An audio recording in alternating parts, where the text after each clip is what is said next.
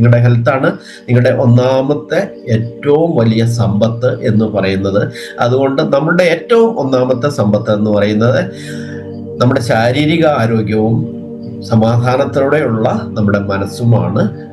അപ്പോൾ അത് സംരക്ഷിക്കാൻ വേണ്ടി ഡെയിലി ഹാഫ് ആൻ അവർ ഇത് പ്രാക്ടീസ് ചെയ്യാൻ ശ്രമിക്കുക. അപ്പോൾ നമുക്ക് എന്താണ് നമ്മൾക്ക് ഫിസിക്കൽ ഹെൽത്തിന്റെ പില്ലേഴ്സ് എന്ന് നോക്കാം. അത് എന്തൊക്കെയാണെന്ന് മനസ്സിലാക്കി ഇന്ന് നമ്മൾ മനസ്സിലാക്കാൻ പോകുന്നത്, നമ്മൾ ഭക്ഷണം ഇഷ്ടം പോലെ ആളുകൾ കഴിക്കുന്നു. വളരെ സമൃദ്ധമായിട്ട് 3, 4, 5 പ്രാവശ്യം ആളുകൾ ഭക്ഷണം കഴിക്കുന്നത് കൊണ്ട് തന്നെ ആളുകളുടെ ധാരണ അവരുടെ ശരീരത്തിന് ആവശ്യമുള്ള എല്ലാം ലഭിക്കുന്നുണ്ട് എന്നാണ്. അപ്പൊ നമ്മൾ ആദ്യമേ ബ്രീത്തിങ്ങിനെ കുറിച്ചുള്ള തെറ്റിദ്ധാരണയാണ് നമ്മൾ മാറ്റിയത്. ഇനി നമ്മൾ നമ്മുടെ ശരീരത്തിന് ആവശ്യമുള്ള ന്യൂട്രിയൻസ് എന്താണെന്നാണ് നമ്മൾ നോക്കാൻ പോകുന്നത്. അപ്പൊ ഒന്നാമത്തെ ഫിസിക്കൽ വെൽനെസ്സിനെ കുറിച്ച് അടിസ്ഥാനപരമായിട്ട് നമ്മൾ ഇതെല്ലാം ചെയ്യുന്നത് ജീവിത വിജയത്തിന് വേണ്ടിയാണ്. എന്താണ് ലൈഫ് സക്സസ്? ജീവിത വിജയം എന്ന് പറഞ്ഞാൽ എന്താണ്? അത് നമ്മൾക്ക് മനസ്സിലാക്കണം. നമ്മളുടെ ബേസിക് ആയിട്ടുള്ള മനുഷ്യൻ, നമ്മളുടെ ആവേശം അല്ലെങ്കിൽ നമ്മളുടെ ആ പാഷൻ എന്താണെന്ന് തിരിച്ചറിയും. ആ പാഷൻ അനുസരിച്ച് സമൂഹത്തിന് കാര്യങ്ങൾ ചെയ്യുന്ന ദൗത്യവും ഏറ്റെടുക്കുമ്പോഴാണ് നമ്മൾ ജീവിതത്തിൽ വിജയം നേടുക എന്ന് പറയുന്നത്. അത് എന്തുകൊണ്ടാണ്? യഥാർത്ഥത്തോടെ സന്തോഷത്തോടെയും സമാധാനത്തോടെയും ജീവിക്കുന്നതാണ് റിയലി ഒരു ജീവിതത്തിൽ സക്സസ് ആവാൻ സാധിക്കുക എന്ന് പറയുന്നത്. അല്ലാതെ കുറെ സമ്പത്ത്, മറ്റുള്ള മെറ്റീരിയലിസ്റ്റിക് ആയിട്ടുള്ള സമ്പത്ത് കുറെ നേടിയതുകൊണ്ട് ആർക്കും ജീവിത വിജയം നേടുന്നില്ല. കാരണം ഒത്തിരി സമ്പത്തുണ്ടാക്കി എടുത്ത ആളുകളും അവരുടെ ജീവിതത്തിൽ ഫെയിലർ ആയിട്ടുണ്ട്. അപ്പൊ യഥാർത്ഥത്തിൽ ജീവിതത്തിലെ സക്സസ് എന്ന് പറയുന്നത് സന്തോഷത്തോടെയും സമാധാനത്തോടെയും ജീവിക്കുക എന്നാണ്. എങ്ങനെയാണ് സന്തോഷത്തോടെ ജീവിക്കാൻ സാധിക്കുക? നമ്മളൊരു സാമൂഹിക ജീവിയാണ്. നമ്മൾ മറ്റുള്ളവരെ ഡിപ്പെൻഡ് ചെയ്താണ് ജീവിക്കുന്നത്. അതുപോലെ നമ്മളും മറ്റുള്ളവർക്ക് വേണ്ടി എന്തെങ്കിലും ചെയ്തു കൊടുക്കണം. അപ്പൊ കുറച്ച് ഫാമിലീസ് അല്ലെങ്കിൽ കുറച്ച് ആളുകൾ നിങ്ങൾ വഴി അവരുടെ ജീവിതത്തിൽ എന്തെങ്കിലും മാറ്റം വരുത്തുമ്പോൾ അവർ പറയുകയാണ് നിങ്ങൾ കാരണമാണ് എനിക്ക് ജീവിതത്തിൽ മാറ്റം ഉണ്ടായത് എന്ന് പറയുമ്പോൾ ആ സന്തോഷം നിങ്ങളുടെ ജീവിതകാലം മുഴുവനും നിലനിൽക്കുന്നതാണ്. അതേസമയം നിങ്ങൾ എന്തെങ്കിലും നേടിക്കഴിഞ്ഞാൽ, അത് വലിയ വീട് വെച്ചു, കാറ് വാങ്ങിച്ചു, വലിയ ടൂറ് പോയി, ഇതെല്ലാം ചെയ്യുമ്പോഴും അതെല്ലാം ആ സന്തോഷം കുറച്ച് നാളത്തേക്ക് മാത്രമേ ഉണ്ടായിരിക്കുള്ളൂ. അപ്പൊ യഥാർത്ഥ സന്തോഷം, സസ്റ്റൈനിങ് ആയിട്ടുള്ള സന്തോഷം എന്ന് പറയുന്നത് മറ്റുള്ളവരെ സഹായിക്കുമ്പോഴാണ്. അതാണ് നമ്മുടെ ദൗത്യം എന്ന് പറഞ്ഞാൽ എല്ലാവർക്കും ഓരോ ദൗത്യം ഏൽപ്പിച്ചിട്ടാണ് പ്രകൃതി നമ്മളെ ഇങ്ങോട്ട് വിട്ടിരിക്കുന്നത്. ഇനി എങ്ങനെയാണ് സമാധാനത്തോടെ ജീവിക്കാൻ സാധിക്കുക? സമാധാനം എന്ന് പറയുന്നത് നമ്മളുടെ ഫ്യൂച്ചറിനെ കുറിച്ച് വറി ചെയ്യാതിരിക്കുക. നമ്മുടെ പഴയ പാസ്റ്റിനെ കുറിച്ച് ഓർത്തും വറി ചെയ്യാതിരിക്കുക. പാസ്റ്റ് കടന്നുപോയി, ഇന്ന് നമ്മൾ ജീവിക്കുക. ഫ്യൂച്ചറിനെ കുറിച്ച് വറി ചെയ്യാതിരിക്കുക. അതാണ് യഥാർത്ഥത്തിൽ സമാധാനത്തോടെ ജീവിക്കാൻ സഹായിക്കുന്നത്. അറ്റ് പ്രസന്റ് നിങ്ങൾക്ക് എന്തൊക്കെ അസറ്റാണ് ഉള്ളത് എന്ന് ചിന്തിച്ചു കഴിഞ്ഞാൽ മാത്രം മതി നിങ്ങൾക്ക് സന്തോഷത്തോടെ ജീവിക്കാൻ, സമാധാനത്തോടെ ജീവിക്കാൻ. ഇനി ഫ്യൂച്ചറിനെ കുറിച്ചുള്ള ആളുകളുടെ വറി എന്ന് പറയുന്ന ഒന്നാമത്തെ കാര്യം എന്ന് പറയുന്നത് അവരുടെ ആരോഗ്യമാണ്. ഇനി നാളെ എന്ത് സംഭവിക്കും, എൻ്റെ ആരോഗ്യത്തിന് എന്ത് സംഭവിക്കും, ആരോഗ്യമുണ്ടെങ്കിൽ ഞാൻ എങ്ങനെയെങ്കിലും ജീവിക്കാം, എന്തെങ്കിലുമൊക്കെ പണിയെടുത്ത് ജീവിക്കാം എന്നൊക്കെ പറയുന്ന ആൾക്കാരുണ്ട്. അപ്പൊ ആരോഗ്യത്തെക്കുറിച്ചുള്ള വകയാണ് ഒന്നാമത്തെ സമാധാനക്കേടിനുള്ള പ്രധാന പ്രശ്നം. അടുത്തത് എന്ന് പറയുന്നത് നമ്മൾക്ക് ലഭിക്കുന്ന വരുമാനം സ്ഥിരമായി ഉണ്ടായിരിക്കുമോ എന്നുള്ള ഫിയറാണ് അടുത്ത മനസ്സമാധാന കേടിനുള്ള കാരണം എന്ന് പറയുന്നത്. ഓക്കെ, അപ്പൊ ഇതൊക്കെയാണ് ബേസിക് ആയിട്ടുള്ള കാര്യം നമ്മൾ ഒരു സക്സസ് ആവാൻ വേണ്ടി. ഇനി ആരോഗ്യം എന്ന് പറയുമ്പോൾ അസുഖമില്ലാത്ത അവസ്ഥയല്ല ആരോഗ്യം എന്ന് നമ്മൾ മനസ്സിലാക്കണം. ശരിയായ ആരോഗ്യം എന്ന് പറയുന്ന ശാരീരികവും മാനസികവും സാമൂഹികവും ആത്മീയവും സാമ്പത്തികവുമായ ഈ 5 ഏരിയയിലും വളരുമ്പോഴാണ് നമ്മൾ യഥാർത്ഥത്തിൽ ആരോഗ്യവാനാകുന്നത്.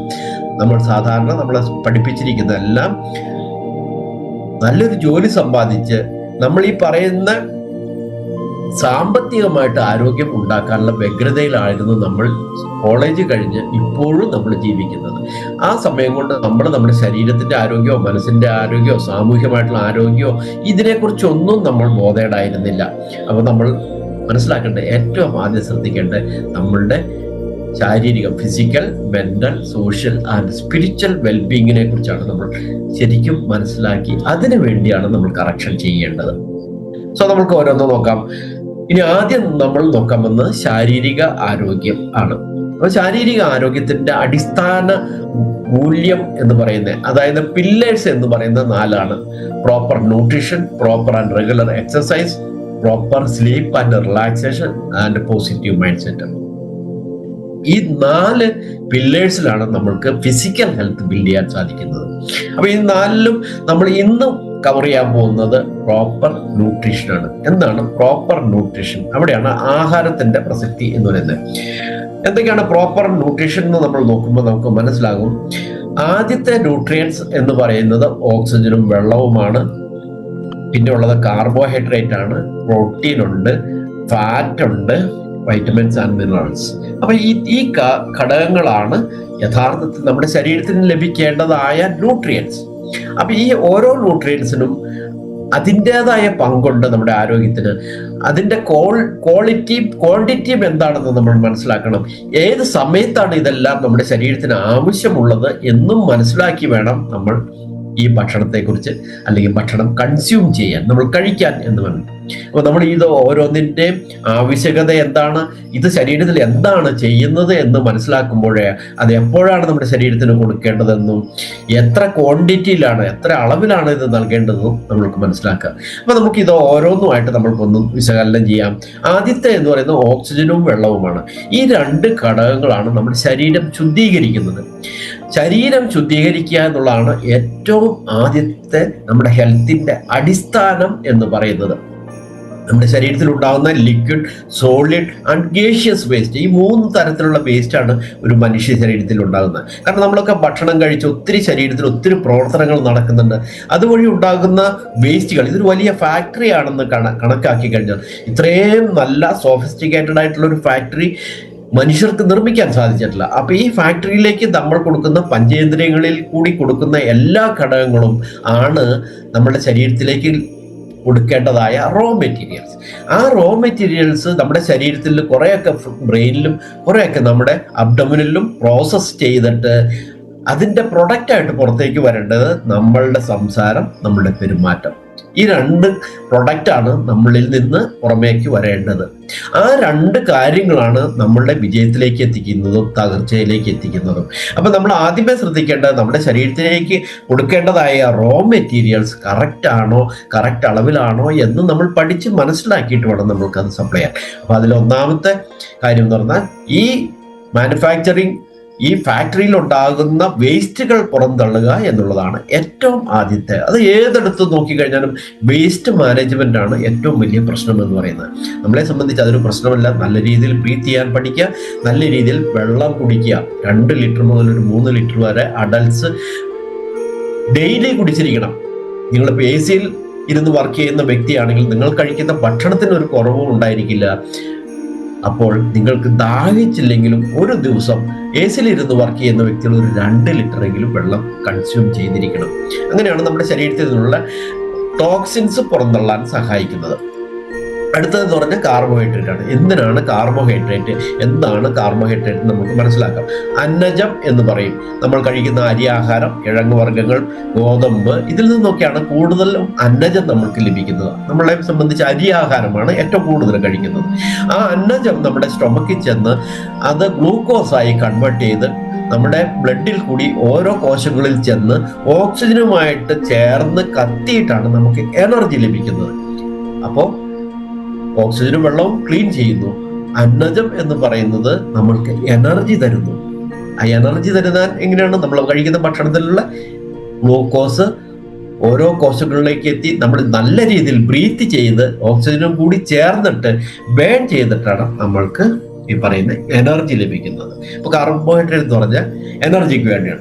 മെയിൻ സോഴ്സ് ഓഫ് എനർജി എന്ന് പറയുന്നതാണ് ഒരു 50% എനർജി നമ്മുടെ കാർബോഹൈഡ്രേറ്റിൽ നിന്നാണ് ലഭിക്കേണ്ടത്. അത് നമുക്ക് വേണ്ടത് ഈ കാലഘട്ടത്തിൽ വേണ്ടത് 250 ഗ്രാംസ് മുതൽ 700 ഗ്രാംസ് വരെയാണ്. നിങ്ങൾ ഫിസിക്കലി ഒത്തിരി ആക്റ്റീവ് ആയിട്ടുള്ള ആളുകളെ ഈ 700 ഗ്രാംസ് ഒക്കെ കഴിക്കണം. അല്ലെങ്കിൽ ഒരു 250 ഗ്രാംസ് മതി ഒരു ദിവസം ഒരു വ്യക്തിക്ക്.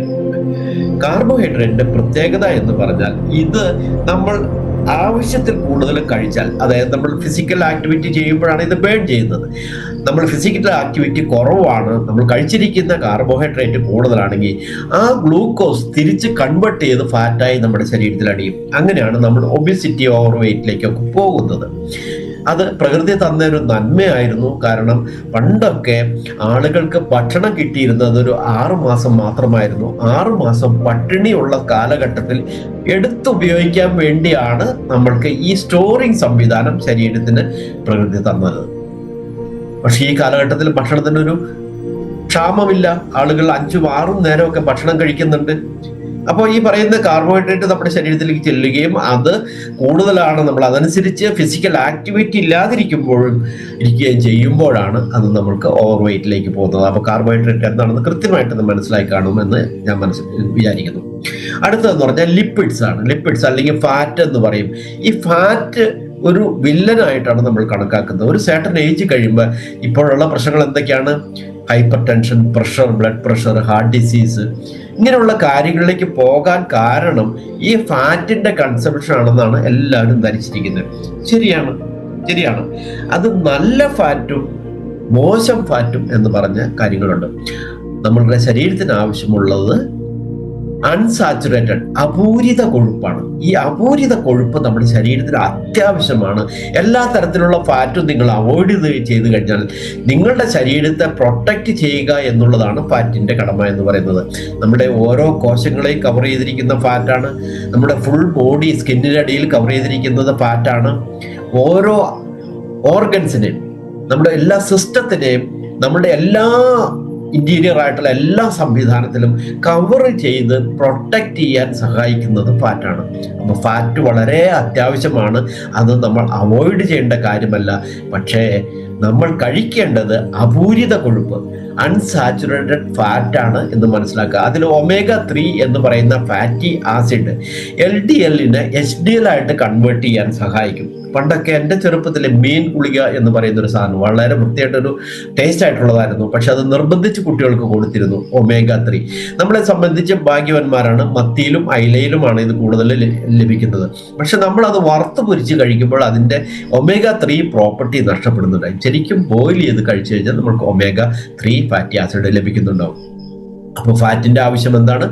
നമ്മളെ പ്രൊട്ടക്റ്റ് ചെയ്യാണ്. പക്ഷെ അതിന്റെ കൺസ്യൂം ചെയ്യേണ്ടതെന്ന് പറയുന്നത് ഒരു 20% എനർജിക്ക് വേണ്ടി നമ്മൾ ഉപയോഗിക്കുന്നു. ഫാറ്റ് നമ്മൾ കൺസ്യൂം ചെയ്ത് കഴിഞ്ഞാൽ കൊളസ്ട്രോൾ ആയിട്ട് നമ്മൾ മുട്ടയൊക്കെ കഴിച്ചാൽ അതിൽ കൊളസ്ട്രോൾ ഉണ്ടെന്ന് പറഞ്ഞാണ് പലരും കഴിക്കാതിരിക്കുന്നത്. പക്ഷെ മുട്ടയിലുള്ള ന്യൂട്രിയൻസ് എന്തൊക്കെയാണെന്ന് ആളുകൾക്ക് അറിയില്ല. പക്ഷെ അതിനകത്ത് കൊളസ്ട്രോൾ ഉണ്ട്. ആ കൊളസ്ട്രോൾ നമ്മൾ കഴിക്കുന്നതനുസരിച്ച് കുറച്ച് ഫിസിക്കൽ ആക്ടിവിറ്റി, അല്ലെങ്കിൽ ഫിസിക്കൽ ആക്ടിവിറ്റി കുറഞ്ഞ ജോലിയാണെങ്കിൽ രാവിലെ എക്സർസൈസ് ചെയ്തൊക്കെ നമ്മൾക്ക് അത് ബേൺ ചെയ്ത് കളയാൻ സാധിക്കും. അപ്പോൾ നമ്മൾക്ക് ഈ പറയുന്ന ഇതെല്ലാം ആവശ്യമാണ്. അപ്പൊ അതിലുള്ള ഫാറ്റ് ബേൺ ചെയ്യാനുള്ള ഫിസിക്കൽ ആക്ടിവിറ്റി നമുക്ക് ഉണ്ടായിരിക്കണം എന്ന് മനസ്സിലാക്കുക. അതിനകത്ത് omega-3 എസ്പെഷ്യലി നമ്മൾ ഉപയോഗിക്കുക. അടുത്തതെന്ന് പറയുന്ന പ്രോട്ടീനാണ്. പ്രോട്ടീൻ എന്ന് പറയുന്നത് മാംസ്യം എന്ന് പറയും. മുട്ട, പാല്, മത്സ്യം, ഇതിൽ നിന്നൊക്കെയാണ് നമുക്ക് പ്രോട്ടീൻ ലഭിക്കുക. മാംസം, മുട്ട, പാല്, മത്സ്യം, ഇതിൽ നിന്നൊക്കെയാണ് ഏറ്റവും കൂടുതൽ ക്വാണ്ടിറ്റി നമ്മൾക്ക് പ്രോട്ടീൻ ലഭിക്കുന്നത്. എന്താണ് പ്രോട്ടീൻ ചെയ്യുന്നത്? പ്രോട്ടീനാണ് നമ്മുടെ ശരീരത്തെ ബിൽഡ് ചെയ്തിരിക്കുന്നത്. നമ്മുടെ ശരീരത്തിലെ മസിൽസ്, ബോണ്, ഹെയർ, സ്കിന്ന്, അതുപോലെ എല്ലാ തരത്തിലുള്ള എൻസൈംസും, നമ്മുടെ ബ്ലഡ്, നെയിൽ, ഇതെല്ലാം ബിൽഡ് ചെയ്യാൻ വേണ്ടി വളരെ അത്യാവശ്യമായിട്ടുള്ള ഒരു ന്യൂട്രിയൻ്റ് ആണ് ഈ പറയുന്ന പ്രോട്ടീൻ എന്ന് പറയുന്നത്. പക്ഷെ പ്രോട്ടീൻ നമ്മൾ എന്താണ്, സർട്ടൻ ഏജ് കഴിയുമ്പോൾ അതിനകത്ത് ഫാറ്റ് ഉണ്ട്. അതുകൊണ്ട് നമ്മളത് അവോയ്ഡ് ചെയ്യുന്നു. അങ്ങനെ വരുമ്പോഴാണ് നമുക്ക് ഡീജനറേഷൻ സംഭവിക്കുന്നത്. നമ്മുടെ ശരീരം എങ്ങനെയാണ് ബിൽഡ് ചെയ്തിരിക്കുന്നത്? ഒരു കുഞ്ഞ് ജനിക്കുന്നത് 2 കോശങ്ങൾ ചേർന്ന് ഒരു ഭ്രൂണമാകുന്നു. അത് 2 4 ആയി, 4 8 ആയി, 8 16 ആയി, 16 32 ആയി, അങ്ങനെ മൾട്ടിപ്ലൈ ചെയ്ത് നമ്മൾ ഒരു 18 20 വയസ്സ് വരെ മൾട്ടിപ്ലൈ ചെയ്ത് നമ്മൾ വലുതാകുന്നുണ്ടാവും. അതിനുശേഷം നമ്മുടെ വളർച്ച അവിടെ നിൽക്കുന്നുണ്ടാവും. ആ വളരുന്ന കാലഘട്ടത്തിൽ ഒരു കുട്ടിക്ക് എന്ന് പറയുന്നത് ഒരു 1 kg ബോഡി വെയിറ്റിന് 3 ഗ്രാം പ്രോട്ടീൻ ഒരു ദിവസം ആവശ്യമുണ്ട്. അപ്പൊ നമ്മൾ കുട്ടികൾക്ക് കൊടുക്കുന്ന മുട്ടയൊക്കെ നമ്മൾ കൊടുക്കാറുണ്ട്. അത് വളരെ നല്ലതാണ്. കുട്ടിക്ക് വളരാൻ വേണ്ടി ഈ പ്രോട്ടീന്റെ ആവശ്യകത വളരെ വലുതാണ്. ഇനി വലുതായി കഴിഞ്ഞാൽ പ്രോട്ടീൻ ആവശ്യമുണ്ടോ? ഉണ്ട്. കാരണം എന്താണെന്ന് വെച്ചാൽ നമ്മുടെ ശരീര കോശങ്ങൾ എപ്പോഴും നശിച്ചു കൊണ്ടിരിക്കുകയാണ്. എല്ലാ മില്ലി സെക്കൻഡിലും ഒത്തിരി കോശങ്ങൾ നശിക്കുകയും റീബിൽഡ് ചെയ്തുകൊണ്ടിരിക്കുകയാണ്. നശിക്കുന്ന കോശങ്ങളെ ബിൽഡ് ചെയ്ത് അങ്ങനെ റീബിൽഡ് ചെയ്യണമെങ്കിൽ നമ്മൾ കറക്റ്റ് ആയിട്ടുള്ള രീതിയിൽ പ്രോട്ടീൻ നമ്മുടെ ശരീരത്തിന് കൊടുത്തിരിക്കുന്നു. പ്രോട്ടീനിലുള്ള അമിനോ ആസിഡ്സ് എന്ന് പറയുന്ന കെമിക്കലാണ് നമ്മൾ ഇതിനെല്ലാം സഹായിക്കുന്നത്. ഇപ്പൊ നമ്മുടെ കണ്ണ് ബിൽഡ് ചെയ്യാനുള്ള അമിനോ ആസിഡ് വേറെ ആണെങ്കിൽ ഹാർട്ടിന് വേറെയാണ്, ബ്ലഡിന് വേറെയാണ്, എൻസൈമിന് വേറെയാണ്. അങ്ങനെ 22ഓളം ടൈപ്പ് അമിനോ ആസിഡ് നമ്മുടെ ശരീരത്തിൽ ഉൽപ്പാദിപ്പിക്കുന്നത്.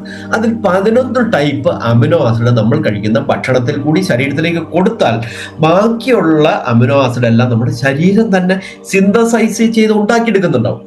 നമ്മൾ എത്ര പെർഫെക്റ്റ് ആണ് നമ്മുടെ ശരീരം എന്ന് മനസ്സിലാക്കുക. അപ്പൊ നമ്മുടെ ശരീരം തന്നെ അത് ഉൽപ്പാദിപ്പിച്ച് അതിനോട്, അപ്പൊ നമ്മൾ കറക്റ്റ് ആയിട്ടുള്ള രീതിയിലുള്ള പ്രോട്ടീൻ നമ്മുടെ ശരീരത്തിന് ഭക്ഷണത്തിൽ കൂടി കൊടുത്തില്ലെങ്കിൽ നമ്മുടെ ശരീരത്തിലുള്ള ശരീരകോശങ്ങൾ, നശിക്കുന്ന ശരീരകോശങ്ങളെ റീബിൽഡ് ചെയ്യാൻ സാധിക്കാതെ വരുമ്പോഴാണ് നമ്മൾക്ക് എവിടെയാണ് റീബിൽഡ് ചെയ്യുന്നത് അവിടെ ഡീജനറേഷൻ സംഭവിക്കുകയും ആ റിപ്പയർ ചെയ്യാതെ വരുമ്പോൾ ഡീജനറേറ്റീവ് ഡിസീസിലേക്ക് നമ്മൾ പോകുന്നു.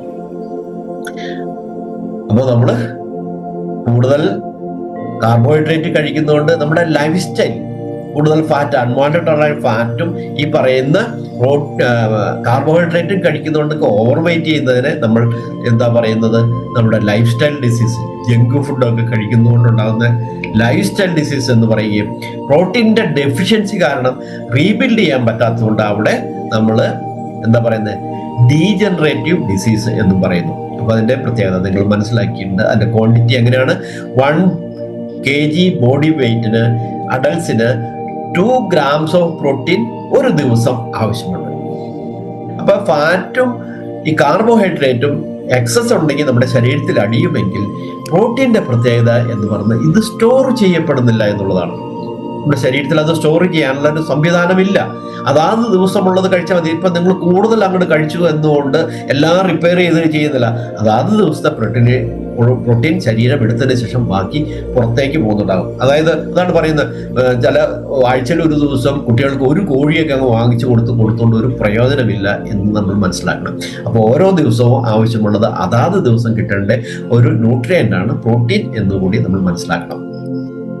സോ അടുത്തതെന്ന് പറഞ്ഞാൽ വൈറ്റമിൻസുകൾ ഏറ്റവും അത്യാവശ്യമുള്ള ഒരു ഘടകം. ഇത് കുറേ അധികം വൈറ്റമിൻസും മിനറൽസും ഉണ്ട്. ഇപ്പൊ ഞാൻ കൊടുത്തിരിക്കുന്ന ഈ പിക്ചറിനകത്ത് എത്ര കളർഫുൾ ആയിട്ടാണ് വെജിറ്റബിൾസും ഫ്രൂട്ട്സും ഒക്കെ ഇരിക്കുന്നത്.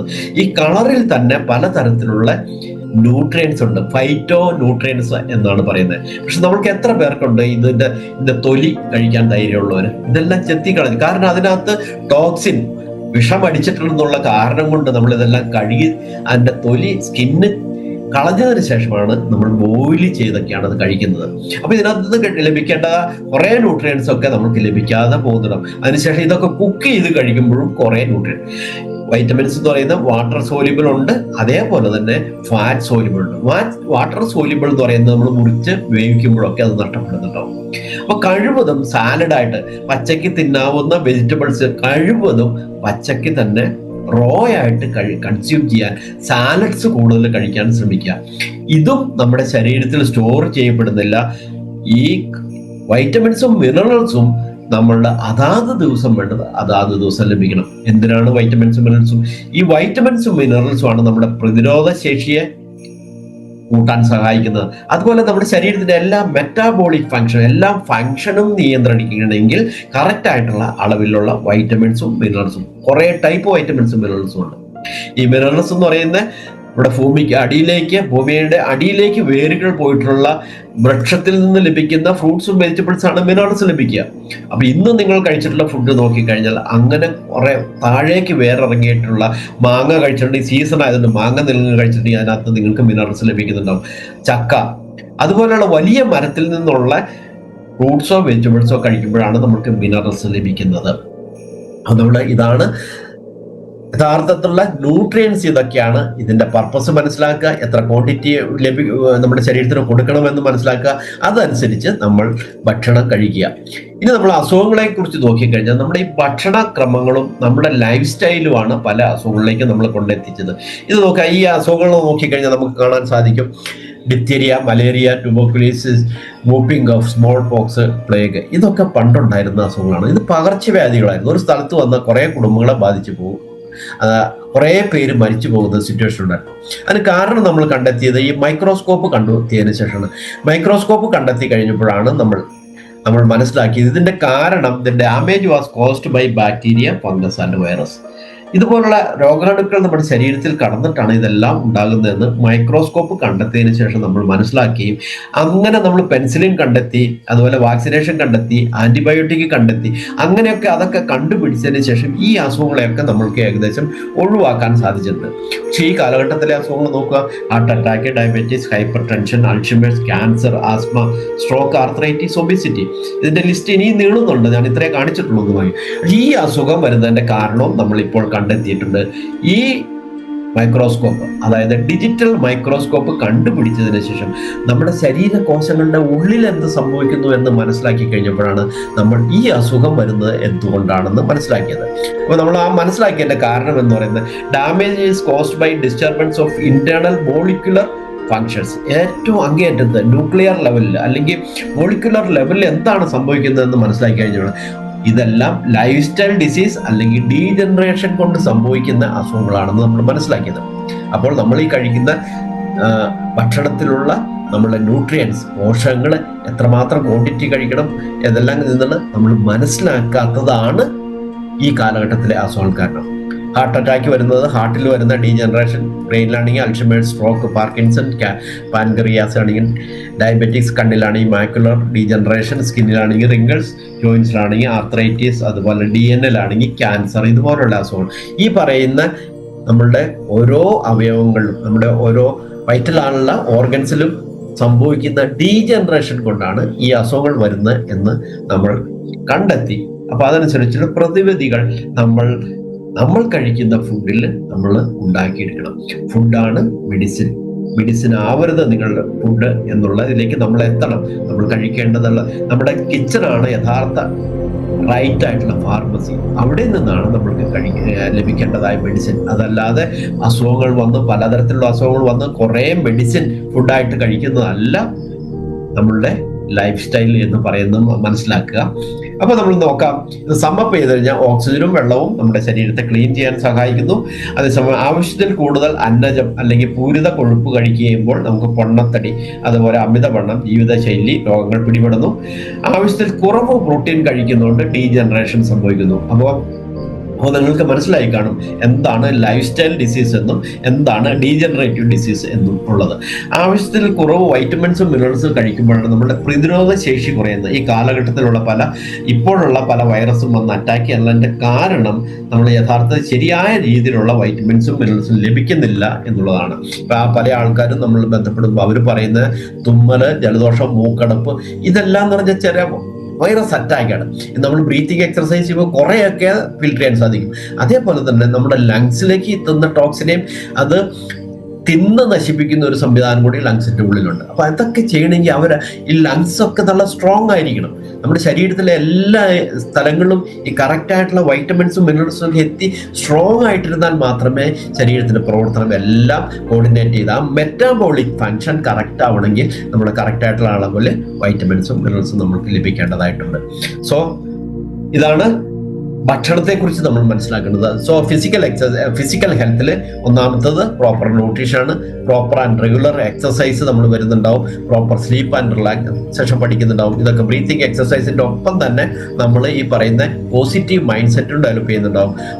അതുപോലെ പ്രോപ്പർ സ്ലീപ്പ് ആൻഡ് റിലാക്സേഷനും നമ്മൾക്ക് ബ്രീത്തിങ് എക്സസൈസ് വഴി പഠിക്കുന്നുണ്ടാവും. സോ ഇതാണ് നമ്മൾ ഭക്ഷണത്തെ കുറിച്ച് അറിഞ്ഞിരിക്കേണ്ടത്. പ്രോപ്പർ ആൻഡ് റെഗുലർ എക്സസൈസ് നിങ്ങൾ മനസ്സിലാക്കേണ്ടത് പ്രോപ്പർ ആയിരിക്കണം, റെഗുലർ ആയിരിക്കണം. ഇത് കുറച്ച് നാൾ ചെയ്ത് ഒഴിവാക്കേണ്ട കാര്യമല്ല. നിങ്ങൾ എന്നും കുളിക്കുന്നുണ്ടെങ്കിൽ അതേപോലെ തന്നെ ചെയ്യേണ്ട ഒരു കാര്യമാണ് പ്രോപ്പർ ആൻഡ് റെഗുലർ എക്സസൈസ് എന്നുകൂടി മനസ്സിലാക്കുക. സോ ഇതാണ് നമ്മളുടെ ഫിസിക്കൽ ഹെൽത്തിന്റെ ഒന്നാമത്തെ പില്ലറായിട്ടുള്ള ന്യൂട്രിയൻസിനെ കുറിച്ചുള്ള സെഷൻ. സോ നിങ്ങൾക്ക് പ്രയോജനപ്പെട്ടു എന്ന് കരുതുന്നു. നിങ്ങൾക്ക് ഇതിനകത്ത് എന്തെങ്കിലും കമന്റ് ഉണ്ടെങ്കിൽ അറിയിക്കാൻ സാധിക്കുക. Okay, I really congratulate you. കാര്യങ്ങൾ പഠിക്കാൻ തയ്യാറായി ഇവിടെ വന്നിരിക്കുന്നുണ്ട്. I really congratulate you. Thank U.